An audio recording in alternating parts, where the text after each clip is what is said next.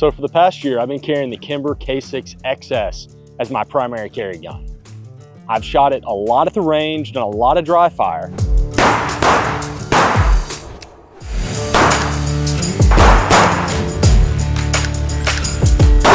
I've also run it as a primary at both snub nose roundup and revolver roundup out at gun site. So I got a lot of time behind this gun, and what do I think from a long-term perspective? For the price point, my favorite thing about the Kimber K6xs is the sight picture. Most snub nose revolvers have front sights that are milled into the gun versus dovetail sights you're used to seeing on most semi-auto handguns. Snub nose revolver sights are known to be hard to see and add challenging aspects to shooting snub nose revolvers. At a $650 MSRP, Kimber was trying to keep the K6xs at a much lower price point than the Kimber K6s, which comes with a dovetail mounted rear sight and a pinned front sight. Their execution of the sights on this gun is excellent for what it is. The front sight is squared off and relatively narrow, but it's not so narrow that it's hard to pick up. A hole has been drilled and they added a little orange dot, which is easy to pick up in full light. The rear sight is where it gets really good. It has a deep notch which gives you enough contrast to pick up the front sight quickly and feel confident in your sight picture. I wish the front sight had a tritium vial or a bright green dot, as it'd be easier to pick up, but it's still better than any other sights in this segment of the revolver market.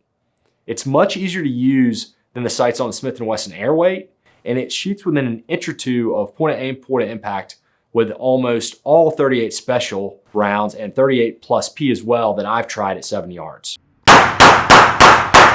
The Kimber K6xs has a capacity of 6 rounds of 38 special, which is better than the typical 5 rounds you get out of a J-Fran Tor 605 and the Ruger LCR.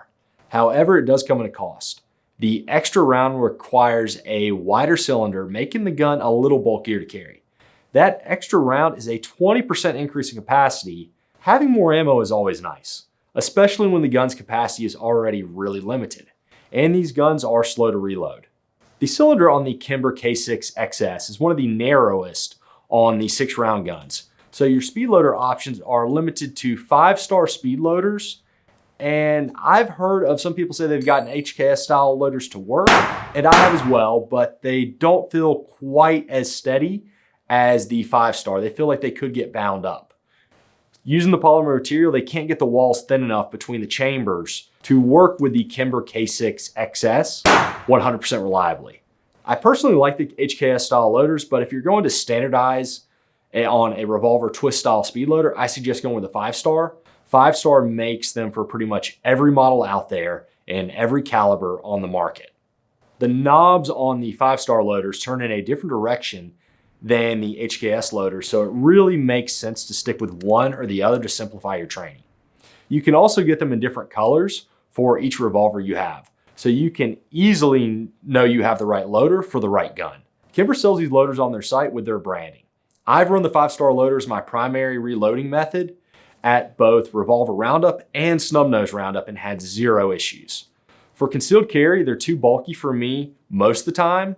I have my phone in my right pocket, so if I were to carry them, I'd keep them in my left front pocket and use my left hand to load the gun, which is not as fast, but it fits my daily life better. The only other option is speed strips. I've chosen this option for concealed carry because I don't have the room in my front pocket. I can carry in my back right pocket, load it with my right hand, and use my left hand to support the gun. So loading the gun from the right backhand pocket with speed strips is pretty easy. All the speed strips work roughly the same for me. It just comes down to what you prefer. I prefer the 6-rounders that came with the Kimber, better than running the 8-rounders with a gap between the rounds like I would run in other guns, as it just fits in my pocket better. The Kimber K6xs has a matte stainless style finish.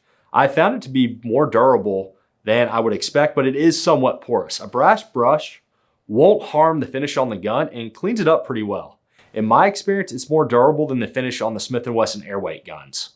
I'd like to see Kimber offer a black version, maybe in a Cerakote. It'd be less porous and make the sights a little easier to pick up on some targets. I've gotten well over 1,000 rounds through this gun, which is quite a bit for a lightweight Airweight snub nose revolver. Roughly a third of these rounds were fired at revolver roundup and snub nose roundup. A little over 100 rounds each day. By the second day of each event, my hand really felt it. Up to about 75 rounds is really not that bad, but after a while with the factory Houge Rubber grips, I really start to feel it.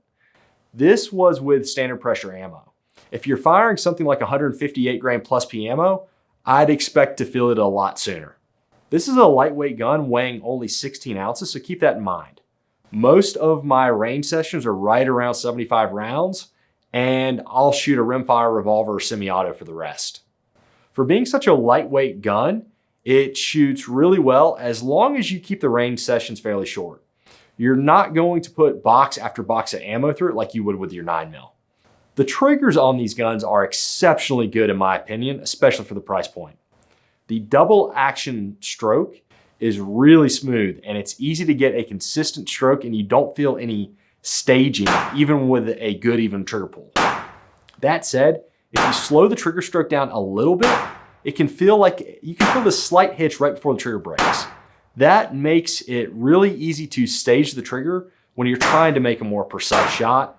So you can get through most of the trigger pull and then put a lot of focus into the trigger and sights during that last little bit. Pocket carry. The Kimber K6xs isn't going to be the best pocket carry for everyone. I'm 6 foot tall, 190 pounds, and wearing straight cut jeans or even khakis. There is no way I can fit this gun in a pocket reasonably.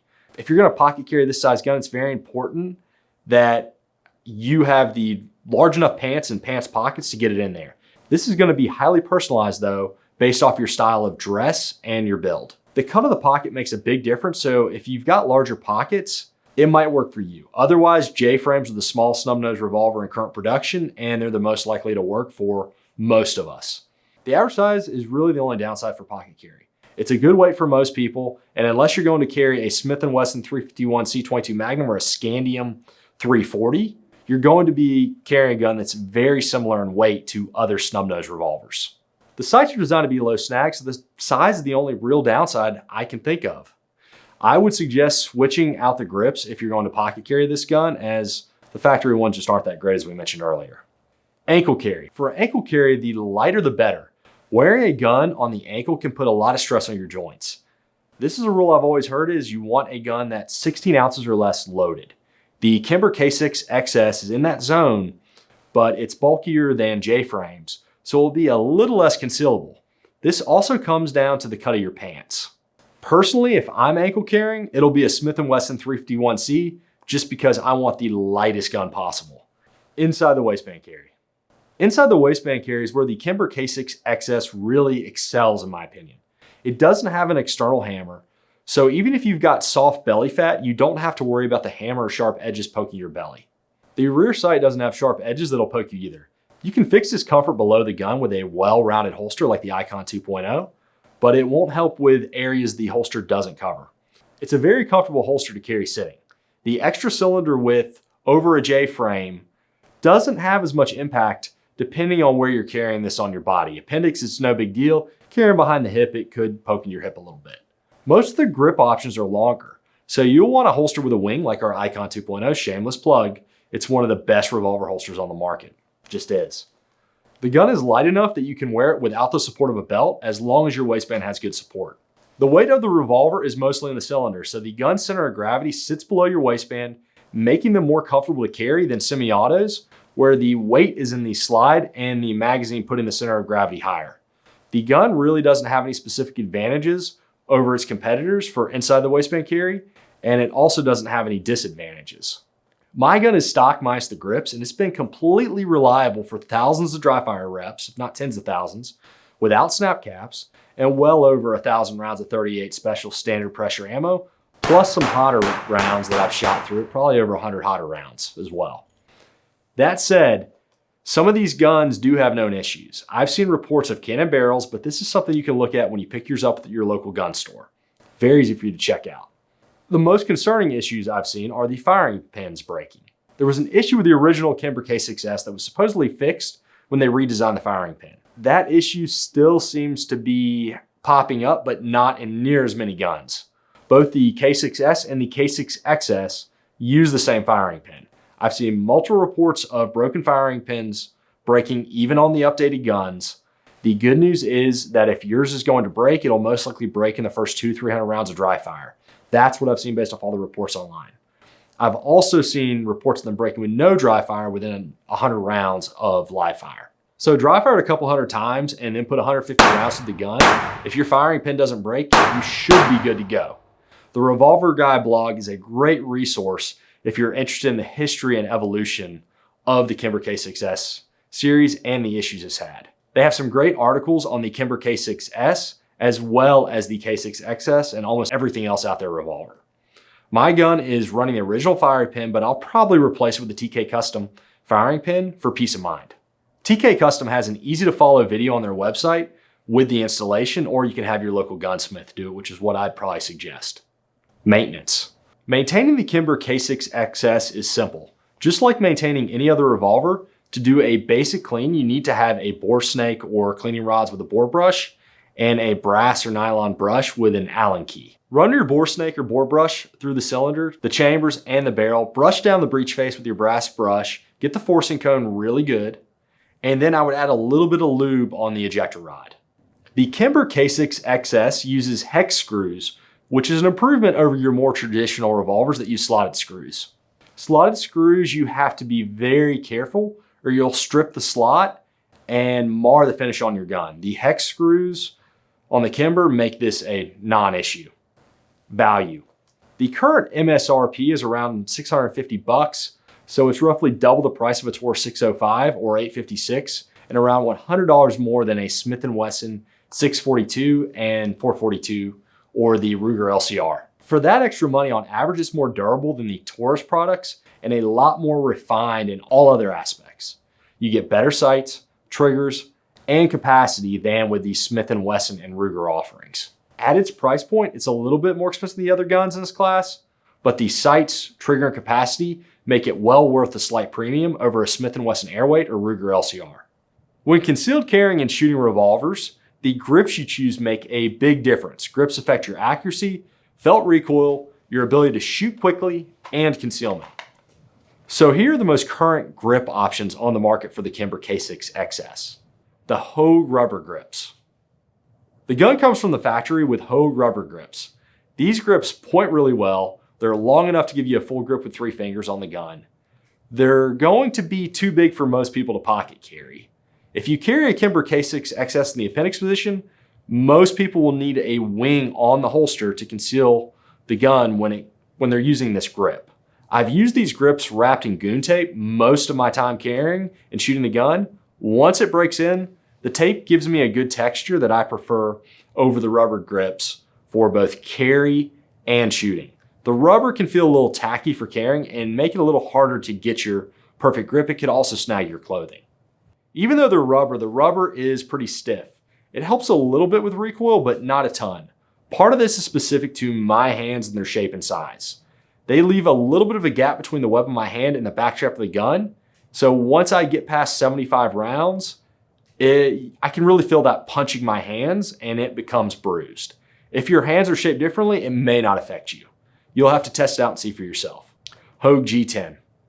After carrying the rubber grips, I decided I wanted something different on the gun, so I decided to start looking at other grip options.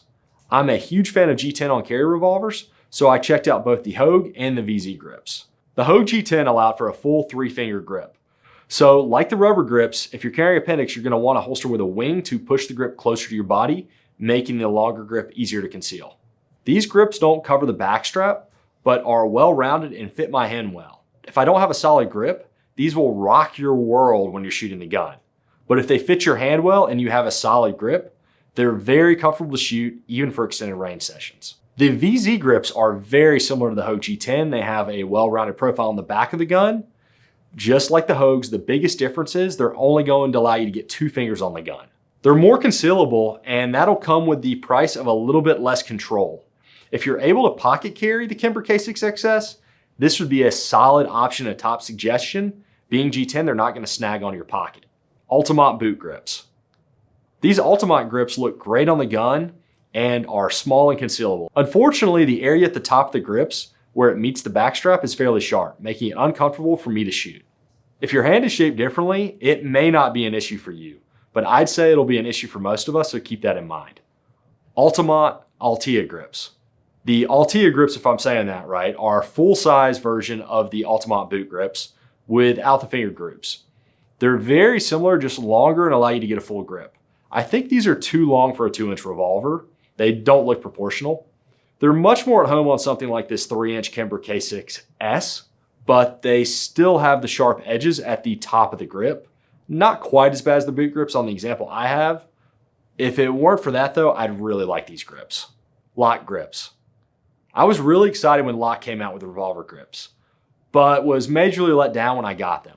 First off, they're a lot larger than the Houge and VZ options, which makes them harder to conceal and adds a ton of weight to the gun, unlike the other G10 options. The weight might not be a problem for the Kimber K6s, but on a lightweight Kimber K6xs, it defeats the gun's purpose. The grips start out very narrow at the web of your hand and get thicker towards the bottom. This narrow portion pushes all the recoil into the web of your hand, which I don't like. If you have massive hands, they will fill most of your hand up, but the recoil will still be focused on the web of your hand. This might work for you better than other options, not really sure. Thicker at the bottom of the grip, they're also less concealable than other options. So you're definitely going to want to holster with a wing. Kimber Control Core Grip. This grip is manufactured for Kimber by Crimson Trace, but doesn't include a laser. It's larger, so if you have larger hands, it'll definitely help you get a solid grip on the gun. It adds material to both the front strap and the back strap. It's not that thick, but it's narrow at the top of the grip and thicker at the bottom, kind of like the Lok grips. So recoil will be concentrated right at the center of the web of your hand. I wish the grip was a little larger for the web of my hand. Again, this is a common trait with some of these grips. The design is a hybrid rubber plastic design, and it feels very similar to the 405 J-frame grips in terms of the material, even though it's much larger. Kimber Black Rubber Boot Grips. The Kimber Black Rubber Boot Grips aren't that thick and they aren't that large. They do leave an exposed backstrap, and the rubber material does help a little bit soften recoil. As they age, they seem to get a little tackier and degrade. So expect them to potentially grab onto clothing and might make it a little harder to get the gun out of a pocket. Their size to the gun, and they do feel proportional. Now the Hamre forged grips work really well. They're my current carry grip and they're becoming my favorite. They don't add a ton of weight to the gun. They're sized like boot grips and do a reasonable job with recoil control, even though you can only get 2 fingers on the gun. I like the texture as well. They're not as refined as G10 grips, but overall they're very functional. Put these in G10 and they'd definitely be my favorite for sure.